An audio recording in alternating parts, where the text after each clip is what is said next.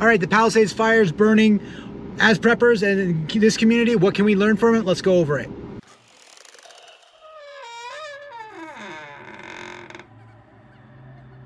Everybody knows that I'm basically a big proponent of bugging in. Bugging out is really not a great plan because you're basically willing yourself to be a refugee going someplace. Now, if you have a second house or another property, that's completely different. You're basically just, moving and going to a different house. That's no big deal. But a lot of people don't have a second property to go to. So when they say bug out, it's pretty much like the Hollywood, like, oh, it's gonna be great.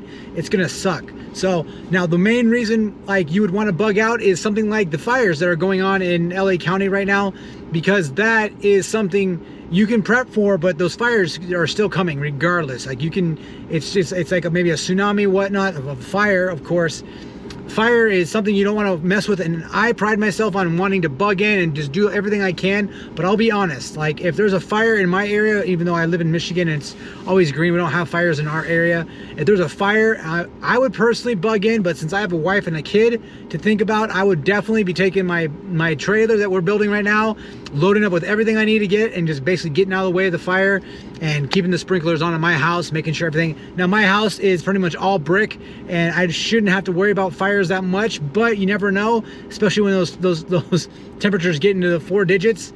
Man, I mean, who knows? Like everything melts when it's that hot. So with this fire, everybody should be heeding those evacuation warnings. Now, obviously, I'm not a big I don't believe in people forcing somebody to come out of their own house, but definitely suspending emergency services so they get the chance to come out of the house prior to the fire. But don't be trying to call 911, and don't be trying to put somebody else's life at risk to come save you for your dumb decisions.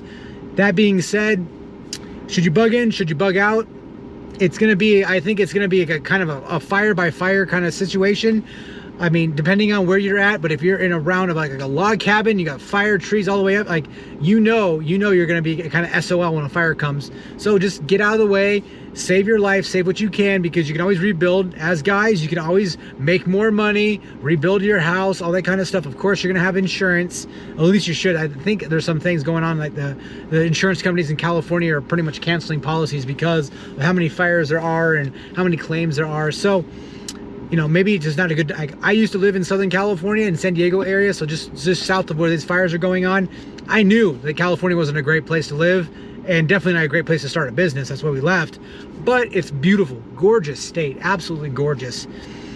We had some fires back in, I think, 2007, I want to say. 2007, there were some fires near Camp Pendleton, and it sucked, but we got out of the way, no big deal. Yeah, it was smoky out there, and it was kind of crazy, but I mean, fires are, they go whichever way they want to. And of course, there was high winds then as they are now. I think there's like 80-mile-an-hour gusts. So they drive fires. You need to be able to pay attention to weather. So like we knew, like, hey, we haven't had rain in months. Like it's everything's flammable around here, so it's only a matter of time before a lightning strike, power line surge, or some dumbass wants to throw a cigarette butt out the window or something, and then we have a fire going on. So be mindful. I was in an apartment. We were never actually in crazy danger of burning or anything like that, but some areas are. There's been 2 people that I think been reported being of dying from this.